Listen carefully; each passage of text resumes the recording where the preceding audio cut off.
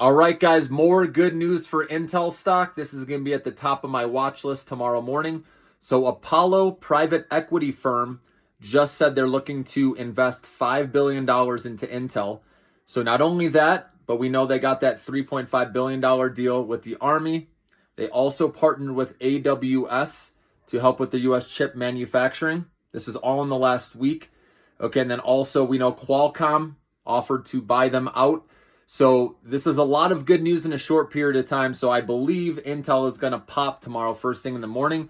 The only question is when you wake up in the pre-market, is it already going to be too high? Okay, if it's over 23, then probably not going to chase it. But I remember 23 is where it was in aftermarket trading on Friday, and then it pulled back under 22. But I could see it going to 23 and beyond. So hopefully it stays below that, and I would consider getting in it.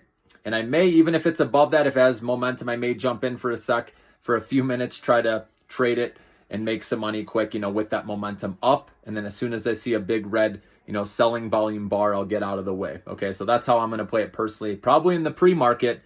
All right, and then I'll probably add a little bit as a swing trade, because even though I believe this company has a lot of issues to overcome, the stock has been absolutely beaten up, and it seems like a lot of other companies want to invest in Intel. And we don't want to, I don't think the government or other companies will let them fail, because they're trying to be a foundry in the US, which is a big deal, kind of like Taiwan Semiconductor. And we know Taiwan Semiconductor is going to be in the US as well, but that's obviously from another country, which a lot of people don't like that. So Intel is backed by America, and that's why I think they will make it. And even though I think they have, big hurdles to overcome, because they're going to be spending tens of $billions, okay, until they get back, their balance sheet back in order and earnings on track. And I do think the CEO could get fired. Maybe that's when, a new CEO steps in, where the stock can get back on track. So like I said, they still have hurdles, but with all this good news, I think it's time for the stock to bounce. With how much it's sold off, I do like the risk reward, but for me, it's going to be mainly a quick trade.